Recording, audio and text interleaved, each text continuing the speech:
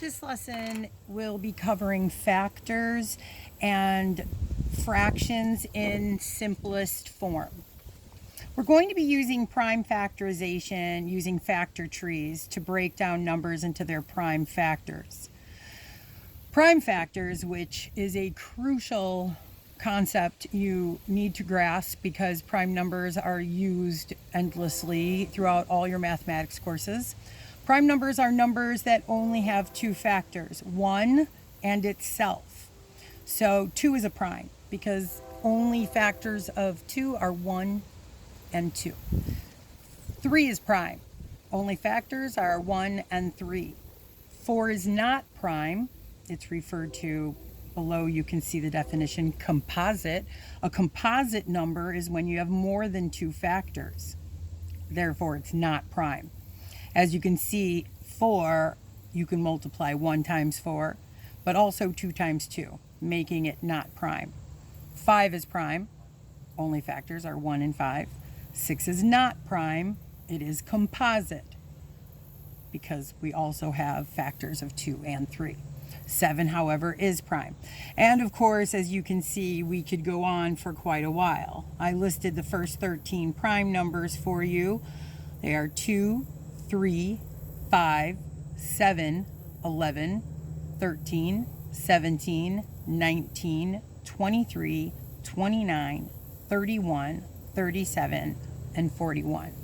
As I said, these are only the first 13 primes. Later, I will have more information if you would like to find the first group of prime numbers between the numbers 1 and 100. Now, what we will move to is factor trees.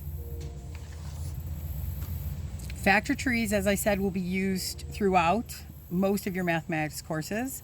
We will use prime factorization for each. As you can see, I've started the first 3. First 10 is, of course, not prime because we can break it down into 2 times 5. 2 is prime, so I circled it, meaning I cannot break that down any further. 5 is also prime. Notice I circled it because we cannot break that down any further. 50, I start, normally when I have an even prime, I always start with my 2. And again, I would suggest starting your prime numbers at the very beginning and moving your way up to find which primes divide in. So in this case, 2 does divide into 50 because it's an even number, 2 times 25. 2, I of course circled because it's prime. 25, however, is not prime, so I broke it down into 5 times 5. And of course, those 2 are prime. Now, as you can see, another way of organizing your prime factorization is writing the factors with the multiplication symbols between them. Another way to write this again is by using exponents. I will have a lesson on exponents as well at a different time. So this could be written instead of 2 times 5 times 5. We could write this as 2 times 5 to the second power, or squared, because there's 2 of them being multiplied. As you can see, I did already take care of that in example C. 80 broke down into 2 times 40, 2 being prime, I circled it. 40 breaks down into 2 times 20, 2 is prime, I circled it. 20 breaks down into 2 times 10, 2 is prime, so I circled it. And 10 breaks down into 2 times 5, ending in my last 2 primes, which I circled. Then rewrote next to, writing as factors. So 2 times 2 times 2 times 2 times 5 is rewritten here. Then written in exponent form is, of course, I have 1, 2, 3, 4. The base of 2 is being multiplied by itself 4 times, thus making the exponent 4. Times 5, and of course there's only 1, so that's to the first power, which doesn't need to be shown. Now we'll start from the very beginning of 72, and we can do this prime factorization. 72 is 2 times 36. 2 being prime, circle it. 36 is even as well, so I will divide out again a 2 times, this time, 18. 2 being prime. 18 is even once again, so once again I will divide out 2 times 9. This time 2 is prime.